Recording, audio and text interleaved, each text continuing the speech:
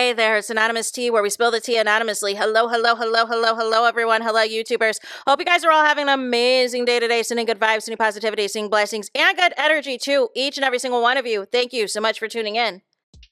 So, anything I say is alleged and in my very, very personal opinion. This is for entertainment purposes only. None of this is personal. The Copyright Act of 1976 is in the description box. Some meat and potatoes, some housekeeping items. It is free to follow me. Free to follow me on this channel, Anonymous Tea. Free to follow me on my other channel, Anonymous Tea Podcast. There is new content over there.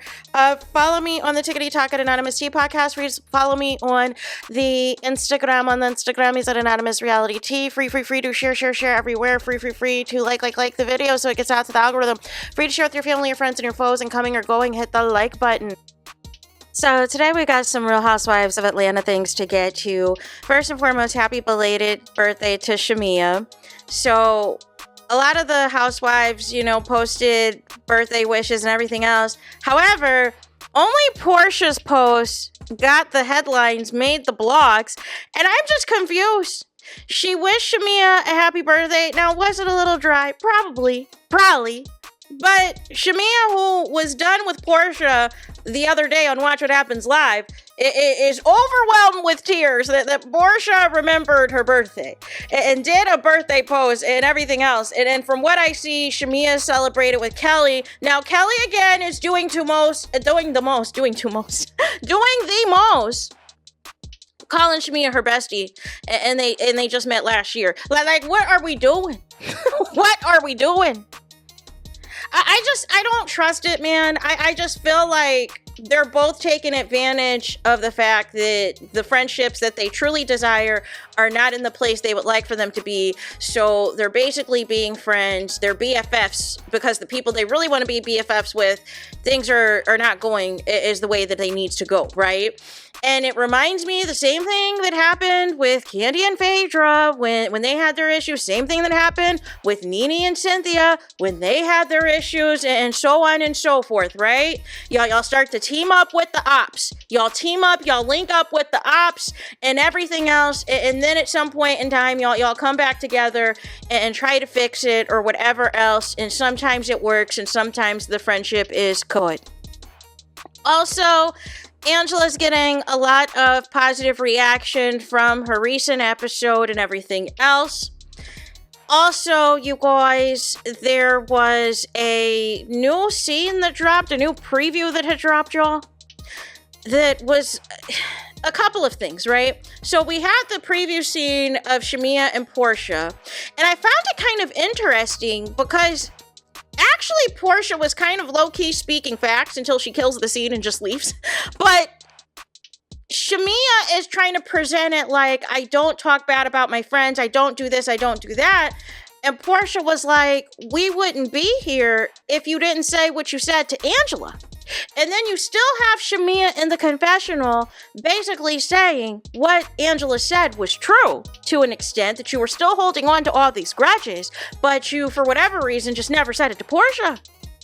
And so I think Porsha rolled her eyes because Portia's like, you started this.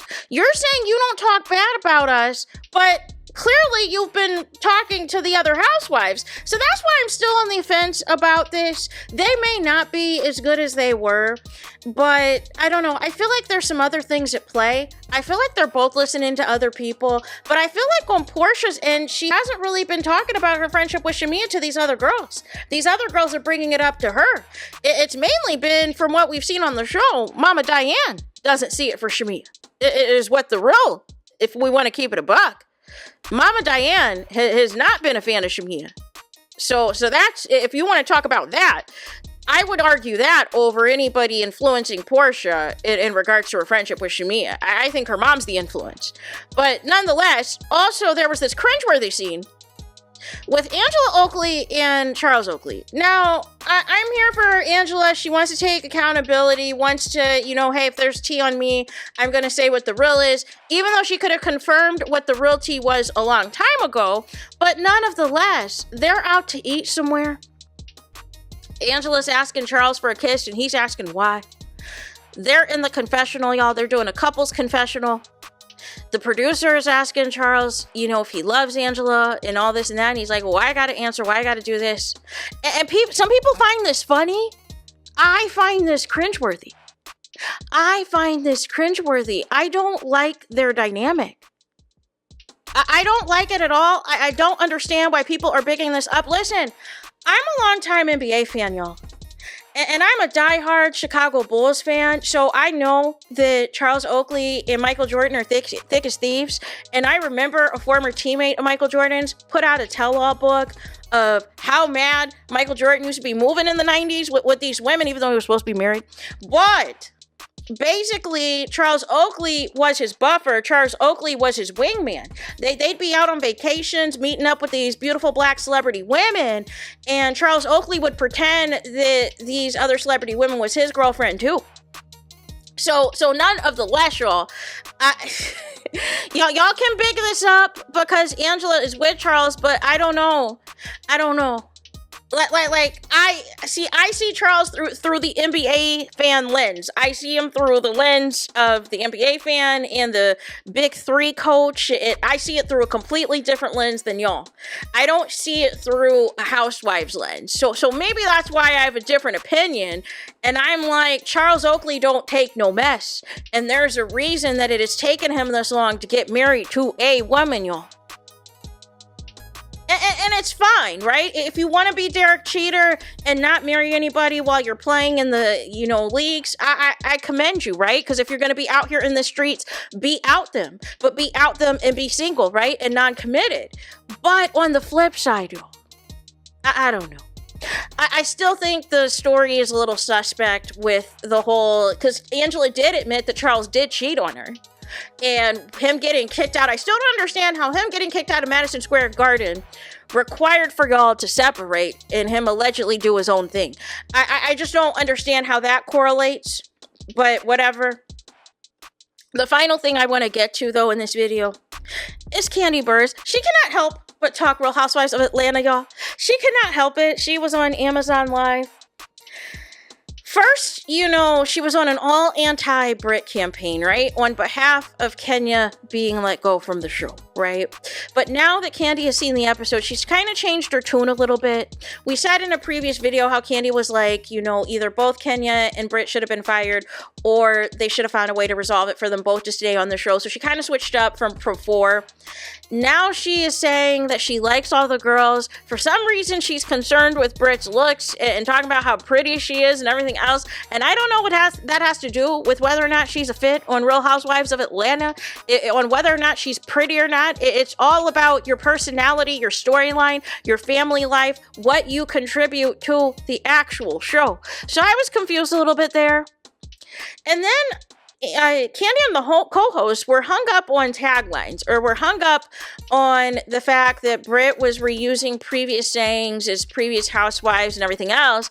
And then the other person, who clearly is not a Porsha fan, threw shade about Porsha using Marlo's tagline when it sounds like producers just reworked Marlo's tagline for Porsha.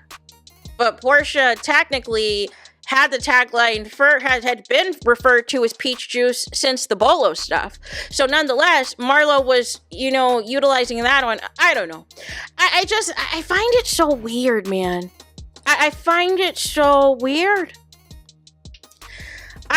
I'm confused as to now, why all of a sudden somebody's tagline is what Kandi wants to be hung up on. I'm a little confused because people rework and repurpose the taglines all the time on this show. So I don't know. It was really bizarre. It was really bizarre. I don't know. I think she just wanted to say something just to say something, just to have a critique. But we know that Shamia is got you on speed dial for all things Housewives related. And we also know that you allegedly coach Shamia on what to say and what to do, on how to behave and how to perform on the seasons of Housewives. Allegedly. So none of the less, y'all. What do you want me to do? What do you want me to do? Right? So that is it for this video. That is it for, a little Housewives, kiki, if you will. Let me know what y'all think in the comments. Please do not forget to like, comment, and subscribe. Hit the notification bell so you're notified the moment I post new content on my channel. And with that being said, I'll talk to you guys again very soon.